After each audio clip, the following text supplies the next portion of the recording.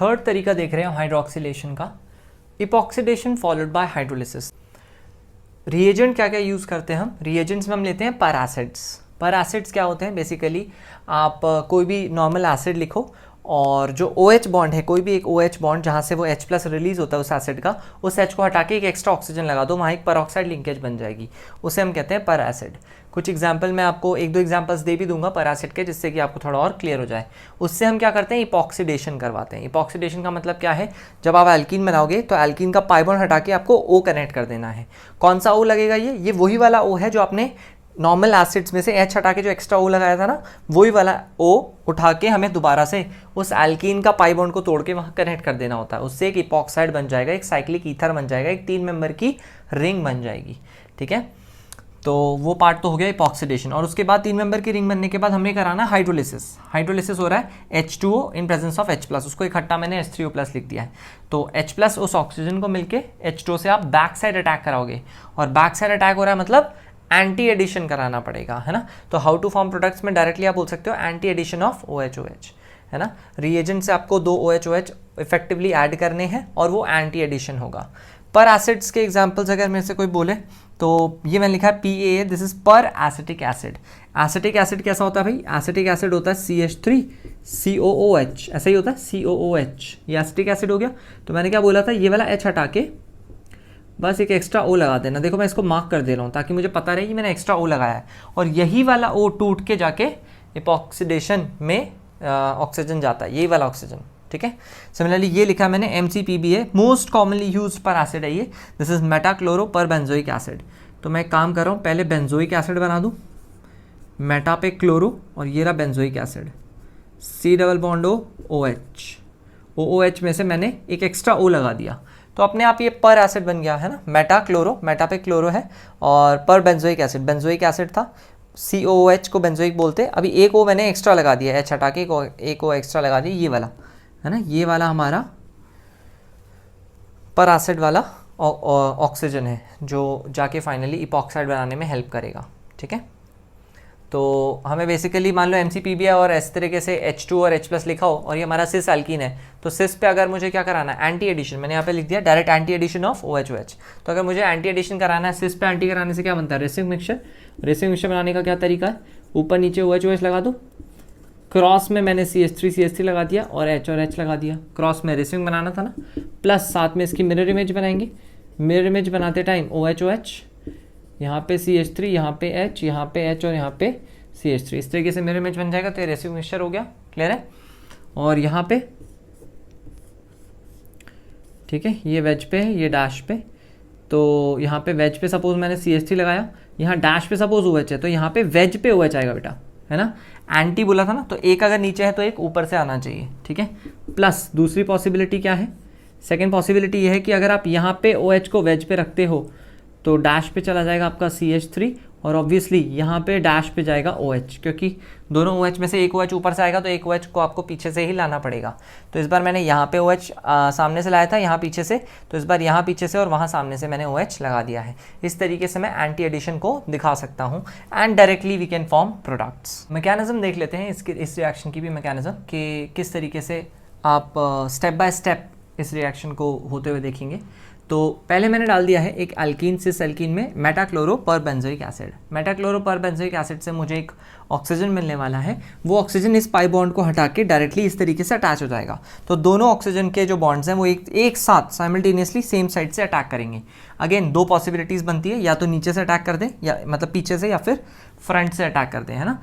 तो एक काम करता हूँ मैं, एक बार मैंने नीचे से अटैक करा दिया, जब ये नीचे से अटैक कराऊंगा तो ये सारे ग्रुप्स ऐसे ऊपर की ओर उठ जाएंगे, है ना। तो देखना ऐसा H दिखेगा ऐसा बाहर की ओर, CH3 दिखेगा ऐसा अंदर की ओर, फिर H दिखेगा ऐसा बाहर की ओर, और CH3 दिखेगा अंदर की ओर।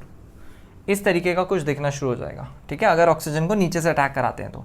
यही अगर ऑक्सीजन ऊपर से अटैक करता तो ये सब नीचे की ओर झुक जाते, दोनों H बाहर ही रहते, मेरी तरफ रहते, दोनों CH3 अंदर की तरफ रहते और नीचे की तरफ रहते। ठीक है, वो दूसरी पॉसिबिलिटी थी, ये पहली पॉसिबिलिटी हो गई। ठीक है, अब इस पर मैं क्या करा सकता हूँ? इस पर मुझे कराना है हाइड्रोलिसिस। सेकेंड स्टेप हाइड्रोलिसिस कहता है H+ डालो और वाटर के प्रेजेंस में। तो H+ जो है वो इस ऑक्सीजन का लोन पेयर इस H+ को ले लेगा, और ये लोन पेयर लेने के बाद, है ना, ये लोन पेयर जैसे आप H+ को दोगे, ये कुछ ऐसा बन जाएगा OH और इस पे आ जाएगा प्लस चार्ज। जैसे ही ऑक्सीजन पे प्लस चार्ज आएगा वो ऑब्वियसली बात है यहाँ से खींचना शुरू कर देगा, यहाँ पे डेल्टा प्लस, यहाँ पे डेल्टा प्लस क्रिएट करना शुरू कर देगा ताकि वो खुद न्यूट्रलाइज हो सके। और ऐसा करने के बाद ये जो वाटर है ये एज अ न्यूक्लियोफाइल अटैक करेगा फ्रॉम द बैक साइड, क्योंकि इस साइड से तो घिरा हुआ है ना, तो ऑब्वियसली वाटर को हमें अटैक कराना पड़ेगा from the back side. Suppose मैंने यहाँ से यहाँ अटैक कराया तो ये बॉन्ड यहाँ से टूट के इस तरीके से OH के पास शिफ्ट हो जाएगा। तो देखना ये कैसा दिखेगा, इस पॉइंट पे OH है ना हमारा जुड़ चुका होगा वाटर ऐसा प्लस बन के, और वो अपने H को भी भगा देगा H प्लस के फॉर्म में ताकि वो भी न्यूट्रल हो सके, तो OH ही दिखेगा इफेक्टिवली। यहाँ पे वेज पे आ जाएगा हमारा H, क्योंकि जैसे ही आप ये बॉन्ड तोड़ोगे ये कार्बन है ना, इसके 3 ही बॉन्ड बचेंगे, 3 मतलब प्लेनर, मतलब H ऐसा बाहर की तरफ आता हुआ, CH3 ऐसा अंदर की तरफ जाता हुआ, और OH क्योंकि ऊपर से अटैक कर रहा है तो वो सब धीरे धीरे नीचे की ओर बेंड होने लगेंगे। तो H आपको बाहर की तरफ दिखेगा नीचे की तरफ, और अंदर की तरफ आपको दिखेगा CH3 नीचे की तरफ, ठीक है। और इस तरीके से मैं यहाँ पे अगर बनाऊँ तो ये OH का बॉन्ड तो ये नीचे की ओर इस तरफ को आ गया है, और H हमारा ऊपर की ओर है, और CH3 मेरा इस तरीके से अंदर की ओर और ऊपर की ओर है। ये हमारा पहला प्रोडक्ट बना, क्लियर है।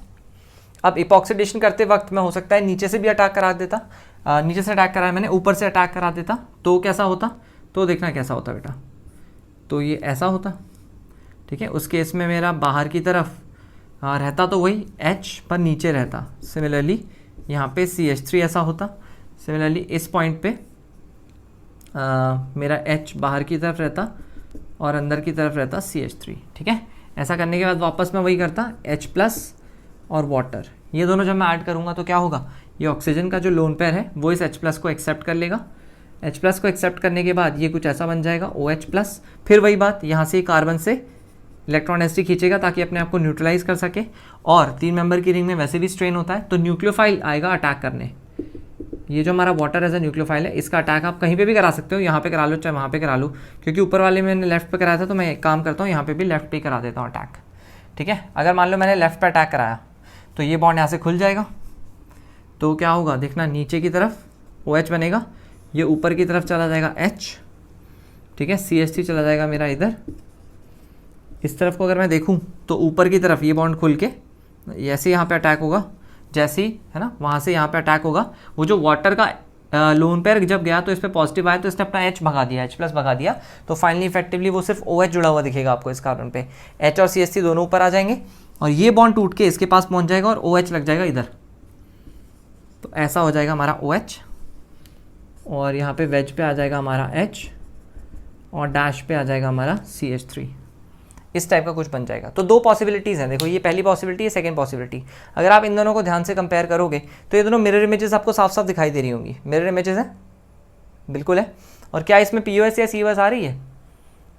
COS नहीं आ रही है ना, POS भी नहीं आ सकती, POS COS कुछ नहीं आ रही। इसका मतलब ये दोनों मिरर इमेजेस तो हैं ही, और मिरर इमेजेस भी हैं और नॉन सुपर इम्पोजेबल भी हैं, क्योंकि POS COS नहीं आ रही। इसका मतलब ये क्या हुआ, ऑप्टिकली एक्टिव, और इनमें रिलेशन क्या हो गया, इनैंशोमर्स। और अगर इनैंशोमर्स बराबर बराबर अमाउंट में बन रहे हैं तो इसे हम क्या कहते हैं, रेसिमिक मिक्सचर। और देखो क्या किया था हमने, सिस एल्कीन था, एक सिमेट्रिकल सिस एल्कीन पे अगर आप फाइनली OH ऐड कर रहे हो है ना, तो किस तरीके से ऐड कर रहे हो, फाइनल प्रोडक्ट को अगर आप ध्यान से देखोगे तो आप बोलोगे कि सिस पे एंटी एडिशन करने से हमें वैसा मिलता है ना। ऑल्दो एक बात का ध्यान देना बेटा, जब आप सिर्फ ये वाला पार्ट कराते हो ना, MCPBS सिर्फ इपॉक्सीडेशन कराते हो तो ऑक्सीजन सेम साइड से जुड़ता है, तो यहाँ से यहाँ तक का प्रोसेस सिन एडिशन है। बहुत ध्यान से देखना, यहाँ से यहाँ तक का जो प्रोसेस है first part, that is only syn addition. जो ओवरऑल रिएक्शन है वो एंटी है, क्योंकि फाइनली वाटर बैक साइड से अटैक करता है, तो overall reaction is anti, but only the epoxidation part अगर आप कंसिडर करोगे वो सिन एडिशन है ना। वो आप यहाँ से भी देख सकते हो, ये जो कंपाउंड बना था ना O वाला, इसमें आपको प्लेन ऑफ सिमेट्री दिख रही होगी है ना, ये 2 कायरल कार्बन है और ये प्लेन ऑफ सिमेट्री है। तो any compound which has more than 1 chiral carbon and is optically inactive are called meso compounds.